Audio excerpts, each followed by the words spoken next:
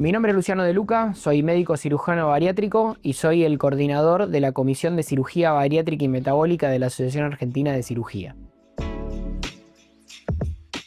La obesidad es una patología que hoy día se considera una pandemia a nivel mundial. Es una patología extremadamente frecuente, causante de otras patologías, pero considerada una enfermedad en sí por la Organización Mundial de la Salud. En las últimas encuestas, lo que pudimos ver, y esto estamos hablando de encuestas de prepandemia, aproximadamente el 65% de la población argentina sufre obesidad y sobrepeso.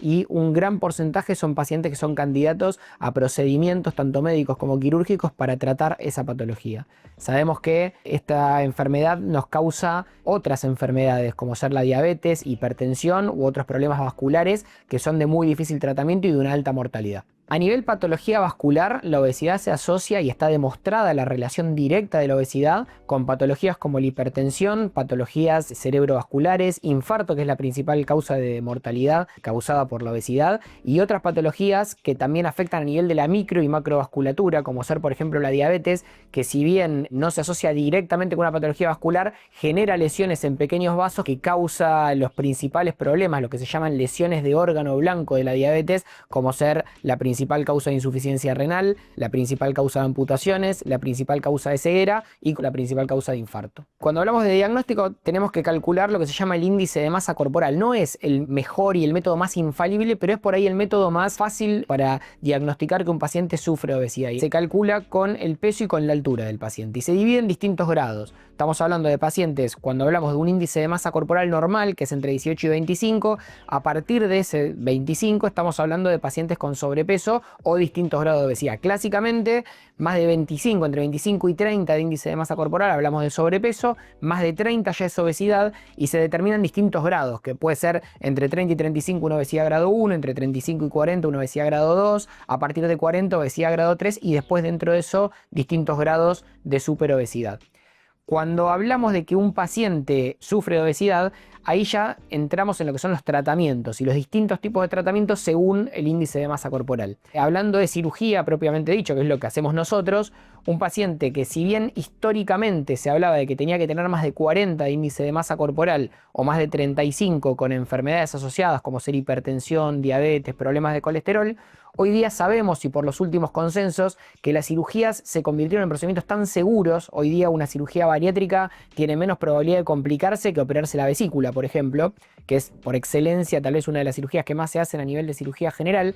Sabemos que hoy día un paciente con más de 35 de índice de masa corporal, aunque no tenga ninguna enfermedad asociada, se va a beneficiar con la cirugía porque poniendo en una balanza costo-beneficio, la cirugía es mucho más seguro que sufrir ese grado de obesidad. Y después también los consensos nos hablan que un paciente que, si bien no tiene indicación médica entre 30 y 35 de índice de masa corporal, un paciente que viene intentando bajar de peso con distintos métodos y no lo logra, también puede ser candidato a un procedimiento por ser tan seguras las cirugías. No tiene una indicación médica, pero tampoco tiene una contraindicación que impida que ese paciente pueda usar la cirugía como una herramienta para bajar de peso y poder, por supuesto, mantenerlo con el tiempo. Lo más importante para acceder a un tratamiento de cirugía bariátrica es que el paciente tiene que tener conciencia de que la cirugía no es el tratamiento, sino que es una herramienta dentro del tratamiento. No es como cualquier otro procedimiento en el cual se opera un órgano que está enfermo. Un paciente tiene piedras en la vesícula, se saca la vesícula, un paciente tiene el apéndice inflamado, se saca el apéndice. Acá no, acá se opera, nosotros trabajamos sobre órganos que están sanos para tratar otra patología que en este caso es la obesidad. El paciente tiene que entender de que cualquier equipo serio con el cual se atienda tiene que tener una preparación y un equipo multidisciplinario que lo siga, que lo prepare. El paciente tiene que empezar con un plan alimentario, hacer un descenso de peso, hacerse una serie de estudios. Son dos caminos que van de la mano, lo que es la preparación y lo que es el diagnóstico médico para poder acceder a un procedimiento quirúrgico. Y durante ese camino el paciente lo que va a hacer es cambiar de hábito, mejorar sus conductas alimentarias, lo que es no solamente dar una dieta armada, sino enseñarle qué puede comer, qué no, la frecuencia, los tamaños de las porciones y demás, y tener un seguimiento también psicológico para demostrar si el paciente puede o no afrontar un tratamiento de estas características. Y ahí sí el paciente está en condiciones de operarse y después, por supuesto, una vez que se realice el procedimiento, sea cual sea la técnica elegida, el paciente tiene que seguir con un seguimiento que es recomendado, por supuesto, que sea de por vida en lo que se refiere a los hábitos alimentarios y el seguimiento multidisciplinario.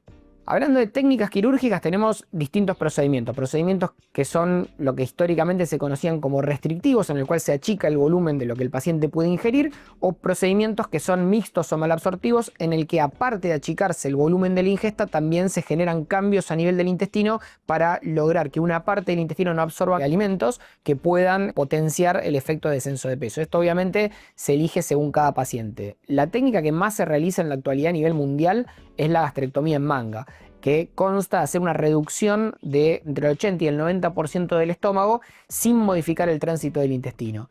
Pero existen otras técnicas mixtas o derivativas en las que lo que se hace es, aparte de achicar el estómago, se deja un tubito de estómago muy pequeño y se deriva una parte del intestino para que el paciente ingiere caiga en una zona del intestino aproximadamente 2 metros por donde caerían normalmente. Entonces, esto genera que toda esa parte del intestino no absorba alimentos y potenciar el efecto de descenso de peso. También son técnicas que se utilizan, por ejemplo, en pacientes que tienen enfermedades por reflujo previa, o también depende la elección de la técnica si el paciente es o no diabético, el grado de obesidad, un montón de variables que se toman en cuenta para determinar la técnica, que obviamente se determinan con la evaluación individual de cada paciente y la selección previa. Es muy importante mencionar que la recuperación postquirúrgica es extremadamente buena, ¿sí? Generalmente se utilizan protocolos de recuperación. Cualquier equipo serio hoy día los realiza, son protocolos de recuperación rápida en el que el paciente muchas veces se va de alta al día siguiente, incluso en algunos casos de manera ambulatoria. Y a nivel postoperatorio es muy importante seguir las recomendaciones para evitar que el estómago que quedó, digamos ese pequeño estómago, no se inflame en un postoperatorio por hacer algún paso alimentario no recomendado por los profesionales.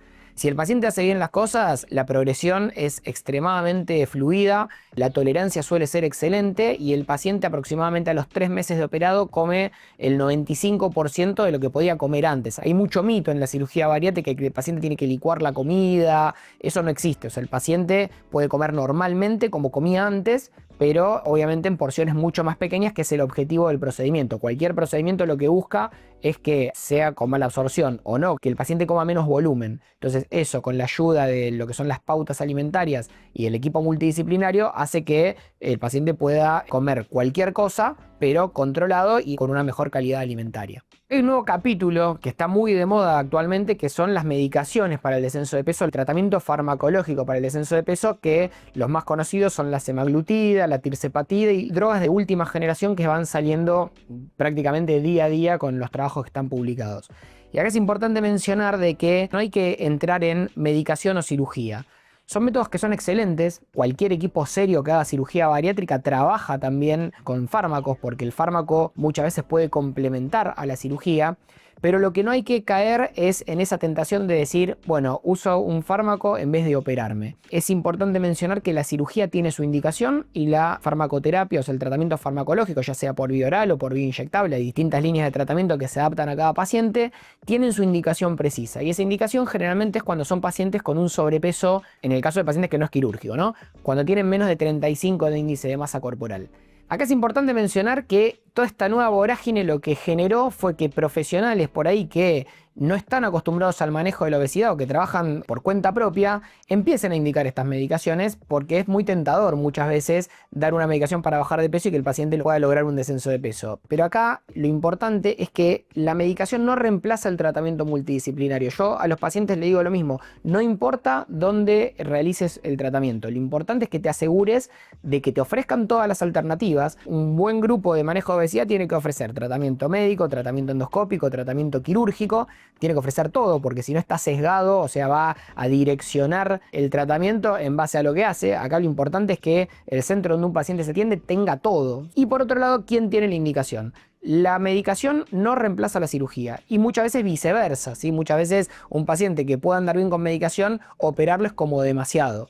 Acá lo importante es entender qué paciente tiene indicación de cada tratamiento y con eso lograr el mejor tratamiento adaptado a las necesidades de cada persona. la recomendación que siempre damos es que cuando un paciente comienza un tratamiento de estas características se asegure, primero, que ofrezcan tratamientos quirúrgicos, pero que también ofrezcan tratamientos endoscópicos y tratamientos farmacológicos con especialistas idóneos y con un seguimiento multidisciplinario acorde. Y por otro lado, que lo que también recomendamos siempre, sobre todo en los tratamientos quirúrgicos, es que estos centros cuenten con una acreditación. Hay un montón de mecanismos de acreditación. El más serio acá en Argentina es el programa de mejora continua de la Asociación Argentina de Cirugía, junto con la Sociedad Argentina de Cirugía de la Obesidad, donde lo que se hace es certificar que los centros que son intervinientes y que realizan este tipo de tratamientos puedan ofrecerle al paciente todas las condiciones de efectividad y seguridad para el posoperatorio y para el intraoperatorio.